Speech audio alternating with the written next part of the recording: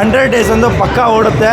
ಅದು ಬರ್ಕೊಡ್ತೀನಿ. ನಮ್ಮ D boss ಬರ್ತಾಯಿದ್ರೆ ಬೇರೆ ಹೀರೋಗಳೆಲ್ಲ ತೆಪ್ಪಗಿರಬೇಕು. ಯಾರು ಬರ್ತಾ ಇರೋದಲ್ಲಿ ಡೆವಿಲ್ ಬಂದರೆ ಯಾವ ಹಾಲಿವುಡ್ ಇಲ್ಲ ಬಾಲಿವುಡ್ ಇಲ್ಲ, ನೆಮ್ಮದಿ ಆಗಬೇಕು. ಇದ್ರೇನಿರಬೇಕು, ನೆಮ್ಮದಿಯಾಗಿರಬೇಕು. ವಯಸ್ಸೇ ಹೋಗ್ಬಿಟ್ಟಿದೆ ಬ್ರೋ.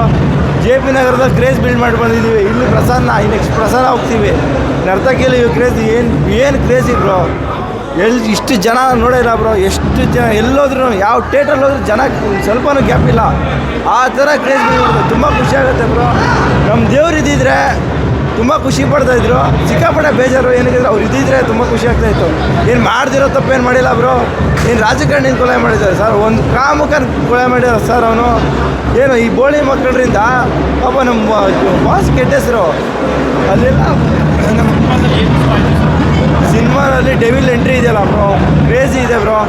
ಅವ್ರ ಎಂಟ್ರಿ ಬಂದಾಗ ಅವ್ರ ಫೈಟ್ ಸೀನು ಏನು ಸಕ್ಕತ್ತಾಗಿದೆ ಅಂದರೆ ಅದು ನೀವು ಬಂದ್ಬಿಟ್ಟು ನೋಡಿದ್ರೆ ಬ್ರೋ ಗೊತ್ತಾಗುತ್ತೆ. ಅದು ಕ್ಯಾಮ್ರಾ ಆ್ಯಂಗಲ್ಸು ಅವೆಲ್ಲ ಏನು ಸಕ್ಕತ್ತ ಕ್ರೇಜಿಯಾಗಿ ಹಿಡಿದವ್ರೆ. ಚೆನ್ನಾಗಿದೆ ಮೂವಿ. ಎಲ್ಲರೂ ಬಂದ್ಬಿಟ್ಟು ಥಿಯೇಟ್ರಲ್ಲೇ ನೋಡಿ. ದಯವಿಟ್ಟು ಪೈರಸಿ ಮಾಡೋಕ್ಕೆ ಹೋಗ್ಬಿಡ್ರಿ.